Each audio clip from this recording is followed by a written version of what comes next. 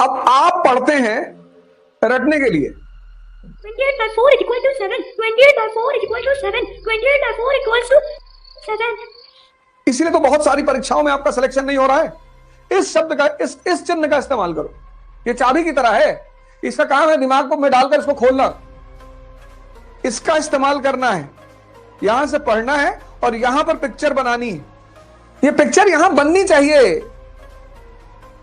और अभी एनसीईआरटी खत्म होने दो, एक झटके में तुम्हारा परीक्षा निकलेगा।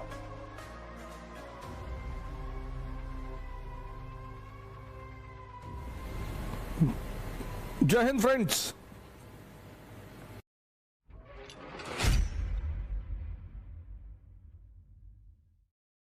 और उठ जाग मुसाफिर भोर भई, अब रैन कहां तुम सोवत है। और जो सोवत है सो खोवत है, जो जागत है सो पावत है।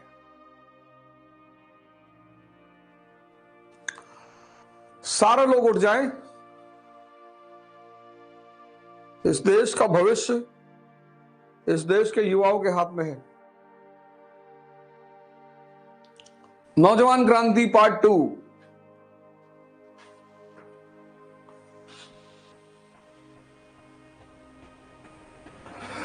सब नहाएंगे धोएंगे, बिल्कुल तैयार होकर रेडी होकर आएंगे।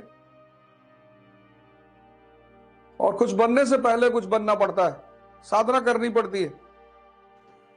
माता पिता का आशीर्वाद लेंगे किताब के सेशन खत्म होने के बाद। और हम शुरुआत करेंगे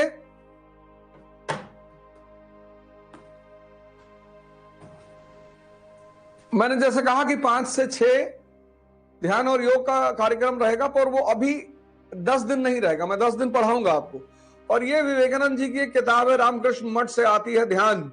ये लेनी है, ये लेना ही लेना है। हिंदी में भी है, इंग्लिश में भी है। Those who are of English medium they can buy in English also. ये लेना है, ये भी लेना है। फिर आप जिस भी धर्म को मानने वाले हैं, जैसे मैं गीता पढ़ता हूं, न्यूज़पेपर सुबह नहीं पढ़ना है, छूना ही नहीं। दिन की शुरुआत एक पॉजिटिव थॉट से करनी, पॉजिटिव विचार से। एक श्लोक, एक पारा, एक पैराग्राफ, बस उस थॉट को दिन भर दिमाग में रखना है। कोई भी एक।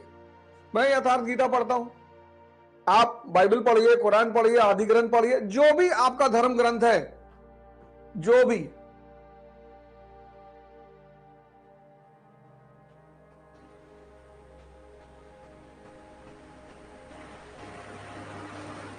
आपका धर्म ग्रंथ है।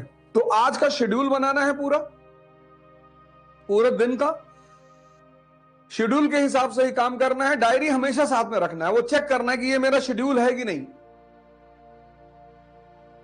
घूमने का शेड्यूल है तो घूमने जाना है। छोटा शेड्यूल बनाना है। बड़ा कर ले जाते हैं तो बहुत अच्छा है, पर बड़ा करके छोटा नहीं कर पाएंगे तो डिप्रेशन पैदा होता है। ऐसा कोई काम नहीं करना है। अब आप पढ़ते हैं रटने के लिए, इसीलिए तो बहुत सारी परीक्षाओं में आपका सिलेक्शन नहीं हो रहा है। पहली अप्रोच ही गलत है। रटना है, तथ्यों को याद करना है, बिल्कुल नहीं। सब पूरे चैप्टर को समझना है और तथ्यों की प्रैक्टिस करनी है।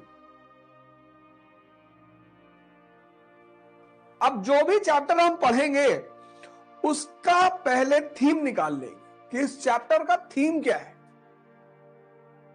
इस चैप्टर को पढ़ने के बाद कौन सी पिक्चर बनेगी मेरे मन में,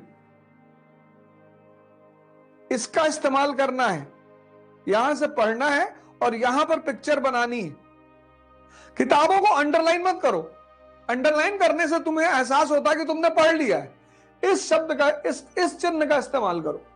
ये चाबी की तरह है, इसका काम है दिमाग को में डालकर इसको खोलना। ये पिक्चर यहां बननी चाहिए। वर्षों से वन में घूम घूम, बाधा विघ्नों को चूम चूम, सधूप घाम पानी पत्थर, पांडव आए कुछ और निखर। सौभाग्य न सब दिन सोता है, देखें आगे क्या होता है।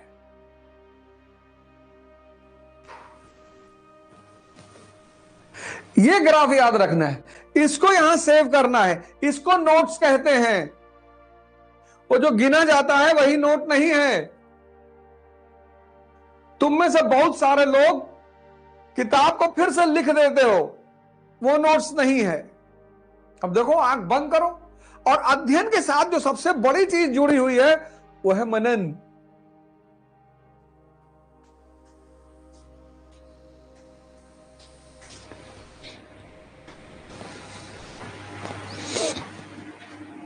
नहीं तो उल्टा सीधा जवाब दे दोगे किसी को, फिर भागे भागे घूमोगे। अब एक बात और याद रखना है, पढ़ना है, नेता नहीं बनना है। हमारे लिए इतिहास में जितने भी व्यक्ति हैं वो कैरेक्टर हैं, उनसे रिश्तेदारी नहीं करनी है। उन्हें आदर्श बना सकते हैं अगर उनसे कुछ सीखना है तो। उनको आदर्श बना सकते हैं, भगत सिंह को आदर्श बना सकते हैं, गांधी को आदर्श बना सकते हैं, कलाम साहब को आदर्श बना सकते हैं, अंबेडकर को आदर्श बना सकते हैं, विवेकानंद को आदर्श बना सकते हैं, पर किसी भी व्यक्ति को आदर्श मतलब होता है किसी के पथ पर चलना, उसके लिए झगड़ा नहीं करना। आप अंबेडकर के पथ पर चलोगे तो आप अंबेडकर जैसे महान हो जाओगे। आप विवेकानंद के पथ पर चलोगे तो आप विवेकानंद जैसे महान हो जाओगे। बस इतना ही रोल होता है आदर्शों का, कि आपने उनकी उंगली पकड़ ली और उनके रास्ते पर आप चलते रहे, तो जहां तक वो पहुंचे उसी रास्ते पर चलकर आप भी वहीं पहुंचेंगे। हर व्यक्ति से हमें सीखना है। इतिहास एक ऐसा विषय है जो दो वर्गों के बारे में लिखा जाता है। एक शाही वर्ग के लिए, क्योंकि उन्हें इतिहास से सीखना होता है। एक आम आदमी के लिए, क्योंकि उन्हें इतिहास से लड़ना होता है।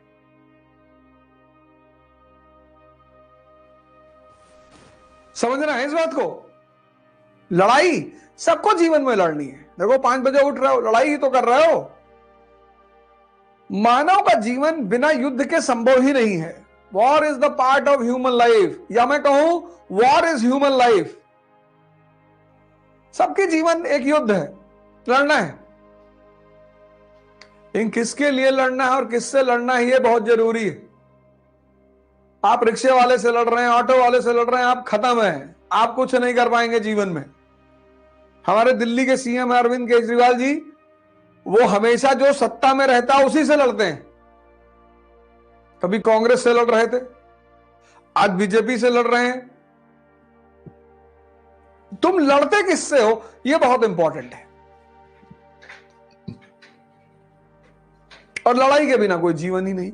और जिसको संघर्ष से, युद्ध से बचना है, तभी तो रश्मिरथ कहती है कि वर्षों से वन में घूम घूम, बाधा विघ्नों को चूम चूम, सधूप घाम पानी पत्थर, पांडव आए कुछ और निखर। वो जो तुम स्ट्रगल से भागते हो ना, उससे भागना नहीं है।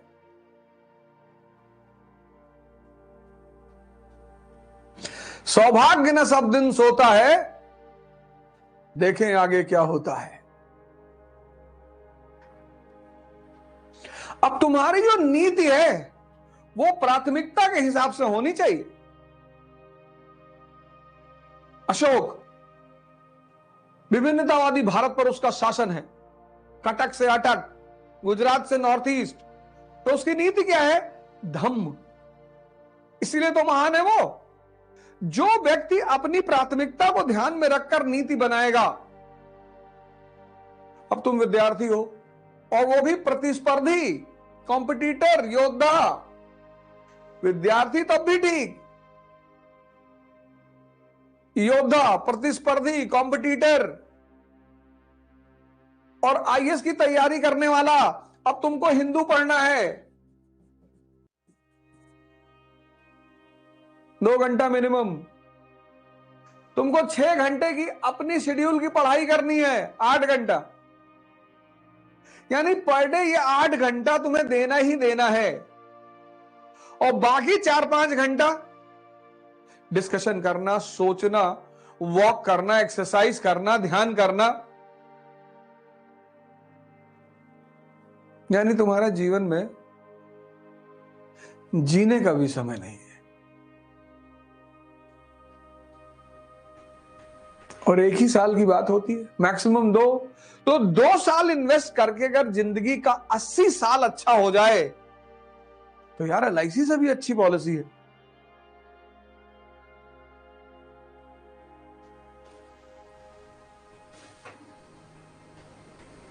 अब इस प्राथमिकता में जब 8 घंटा तुम पढ़ना है, अब तुमने प्रेम कर लिया,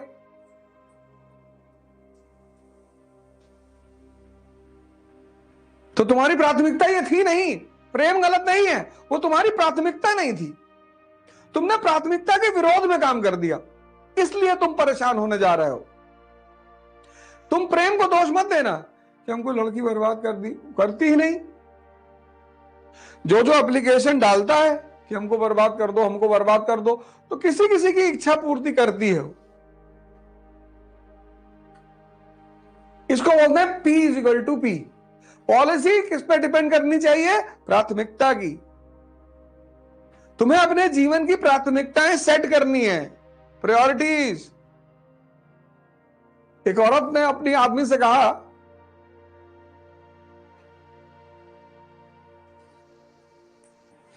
तो कैसे तुम्हारा दिमाग कंसंट्रेट हो गया कहानी को सुनने के लिए? कैसे अलर्ट हो गए तुम कि हाँ मास्टर कुछ नया बात बताने जा रहे हो? अरे इसको सेव करो।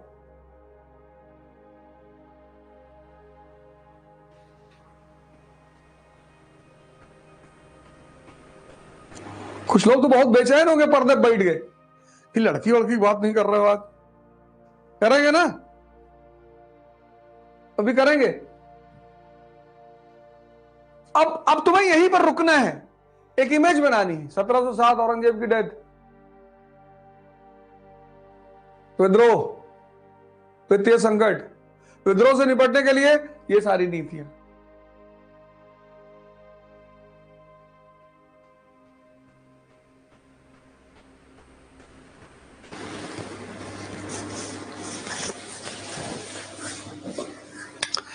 पढ़ना एक आर्ट है। अब यहीं से वो प्री क्वेश्चन बना देता, तुम कर ही नहीं पाते।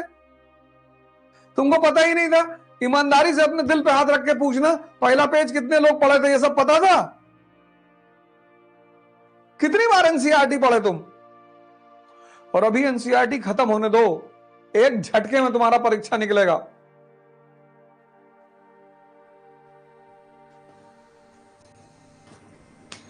डॉक्टर कहता है कि रोग मत ठीक होने दो। मरीज मरीज नहीं है, क्लाइंट है। जब से लोगों ने सुना है कि मैं ये कर रहा हूं, पहले तो उन्हें आशा नहीं थी कि मैं करूंगा 501 रुपए में। जब उन्होंने देखा कि अरे ये तो डिक्लेयर कर दिया, अब एक्टिव हो गए। धोखा दिया बच्चों को।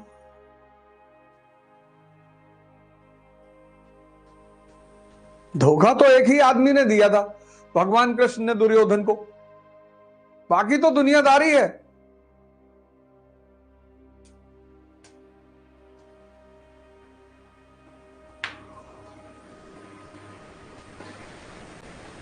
ध्यान करो मेरे साथ, योग करो, पढ़ो, सोचने की क्षमता का विकास करो। मैंने कहा ना, इस मंच से मैं बहुत नई नई चीजें करूंगा। सारी एनसीईआरटीयां पढ़ी जाएंगी। अब जिसने नहीं पढ़ा उसको ये डायग्राम बना के मैं अपलोड करवा दूंगा, अगर मेरा मन कहा तो।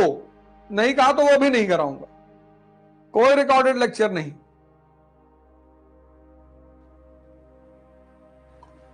मैं आपके साथ उठ रहा हूं ना 4 बजे, मैं भी तो अपना टाइम आपको दे रहा हूं। आप उसका इस्तेमाल करो।